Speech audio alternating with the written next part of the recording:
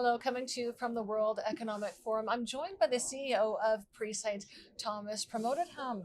How are you, Thomas? Nice to see you. I'm very well. So good to see you again. Likewise. Tell us about your agenda at Davos. What have you been up to? Well, this is our second year in Davos. The G42, the parent company of Presight, is a founding partner of AI House.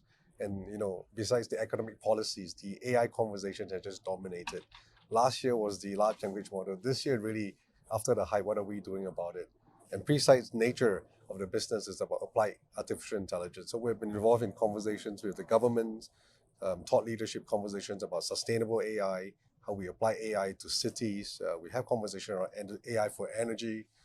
The regulation and governance of AI and how we use it is also a big topic. So these are the conversations we've been having. We are also demonstrating what Abu Dhabi and UAE is presenting to the world, sharing with them the different AI initiatives that the Emirate has taken. So you've been holding conversations with both the private and the public sector about how AI can really solve their challenges. What's the reaction been? I think everyone started when AI was hyping up, was fear. And today they have a better understanding of it. I think everyone, you, myself, we're using more AI assistants. We're getting to understand that. We learn more about it. So now we're going, how do we apply it at scale? And how do we, of course, do it safely within the guardrails that we want? But everyone's going, how much of it can it help? And can I do it today?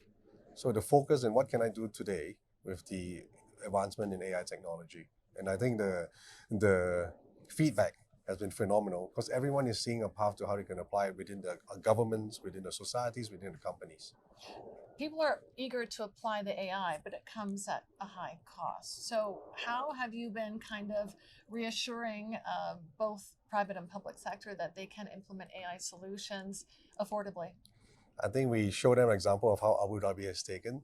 Just 2 days ago, His Royal Highness Sheikh Khalid announced that Abu Dhabi wants to be an AI native government, right? And if you look at the work that we're doing, we've created the infrastructure, made it available to government and companies. We've appointed chief AI officers across ministries. We've enabled companies like G42 Presight to bring this solution. This is a template example that we're sharing with the world. So we tell the policymakers that you need to create an ecosystem where companies can thrive.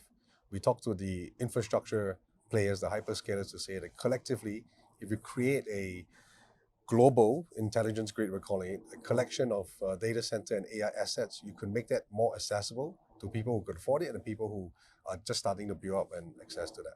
And we know you haven't announced your numbers yet for 2024, but give us a clue as to what to expect. Well, I think coming on back of very strong momentum in 23, 24, we expect really good news.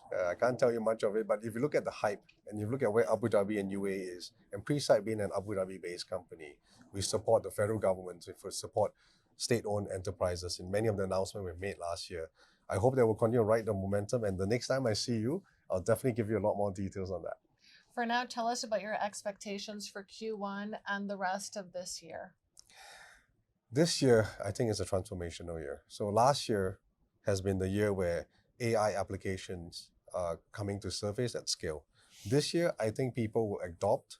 I think this is the year where we look at the rise of enterprise AI, which makes AI more tangible and plausible for organizations to implement. You look at governments implementing large-scale national platforms like what Abu Dhabi is doing. And in the middle of this has been Presight business since the last 4 or 5 years that we've been in business.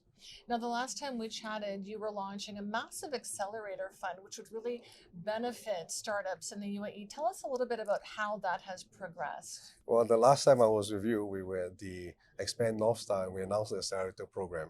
It's unique because it's UAE's first, and it leverages all the ecosystem that UAE can offer. So the compute that we have through the G42 network and our Microsoft relationship, the AI as subject matter experts that we have access to, and more importantly, Presight's market in the region, especially in the global south.